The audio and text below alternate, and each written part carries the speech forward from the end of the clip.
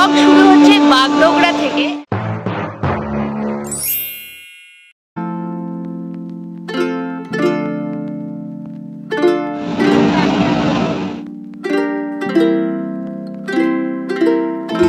আর এখান থেকে আমরা যাব একটা খুব সুন্দর গ্রামে, তো সেটার জন্য প্লিজ একটু ওয়েট করো।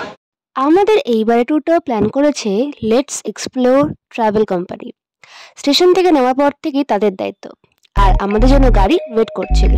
চলো একটুখানি যেতে যেতে রাস্তার ভিউটা দেখি।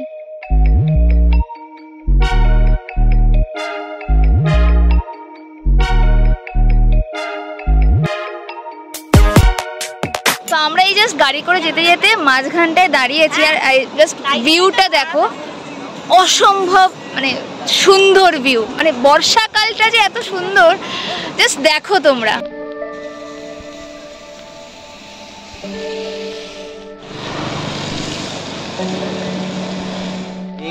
একটা লাইন আছে না, সমতলের থেকে একটা হাইটের উপরে দিয়ে প্যারালাল লাইন বানিয়ে এটা দেখার জন্য একটা পারফেক্ট অ্যাঙ্গেল থাকে, সেই অ্যাঙ্গেলটা আমরা পেয়ে গেছি।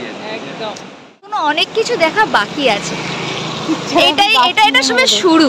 হ্যাঁ কি বল, अभी बाकी है मेरे दोस्त। ইয়েস, তাই একটু ধৈর্য ধরে এই ব্লগটা পুরোটা দেখবে, কারণ আরো সুন্দর সুন্দর ভিউজ পাবে। বর্ষাকালের পাহাড় যেটাকে বলা হয়, ঠিক আছে। এরপর ব্রেকফাস্টের জন্য আমরা নিয়ারেস্ট একটা রেস্টুরেন্টে চলে এসেছিলাম, যেখানে আমরা চা, মোমো, চাউমিন এগুলো খেয়েছিলাম। অসাধারণ খেতে ছিল সব কটা খাবার। তো এখন এসেছি আমরা মিরিক লেকে।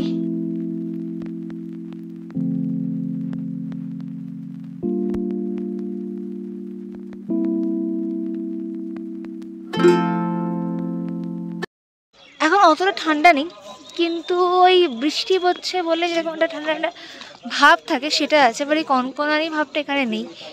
আর খুব সবুজে ঘেরা ভীষণ উজ্জ্বল একটা পরিবেশ লাগছে। বৃষ্টি হয়েছে, ধুয়ে গেছে, এত সুন্দর লাগছে আশপাশটা, যে সত্যি বলার নেই। দেখো কি সুন্দর লাগছে। আরও একটি ভিউ পয়েন্ট দেখার জন্য গাড়ি থেকে আমরা নেমে পড়লাম, আর এই বিখ্যাত টি গার্ডেনটির নাম হলো গোপালধারা টি গার্ডেন। তখন হালকা মাঝারি বৃষ্টিতে রাস্তা প্রচণ্ড পিচ্ছিল এবং কাদায় ভরা, আর এখানে বিভিন্ন ফ্লেভারের চা পাতাও বিক্রি হচ্ছিল, তো আমরাও কেনাকাটি সেরে নিয়েছিলাম। তো এখন আমরা আছি নেপালে। ভারত থেকে সোজা চলে এসেছি আমরা নেপাল বর্ডারে, আর দেখতে পাচ্ছ ওয়েলকাম টু নেপাল। এই হচ্ছে নেপালের ভেতরকার ছোট্টখাট্ট মার্কেট এরিয়া, যেখানে প্রায় সব কিছু আমরা অ্যাভেলেবেল পেয়ে যাব। সুন্দর সুন্দর ব্যাগ রয়েছে, ম্যাগনেটস রয়েছে, অনেক রকম জিনিস রয়েছে আর কি। তো এখন আমরা যেটা ট্রাই করতে চলেছি,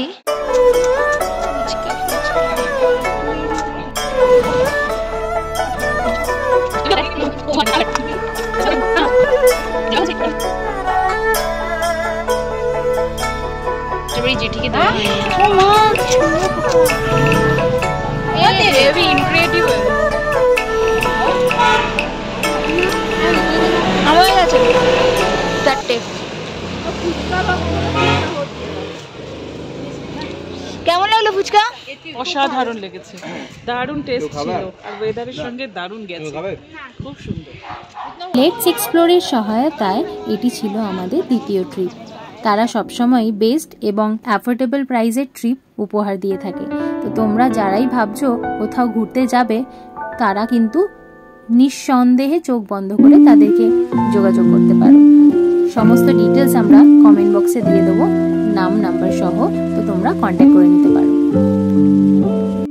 প্রথম দিন নানা জায়গায় ঘোরার পর যখন হোমস্টেতে পৌঁছলাম, তখন আমরা সবাই খুব ক্লান্ত হয়ে পড়েছিলাম। আমাদের জন্য তৈরি ছিল গরম গরম লাঞ্চ, কিন্তু আমরা গেছি কোথায় সেটা জানতে হলে আমাদের পরের ব্লগটার জন্য একটু অপেক্ষা করো। তো দেখা হচ্ছে খুব তাড়াতাড়ি। টাটা।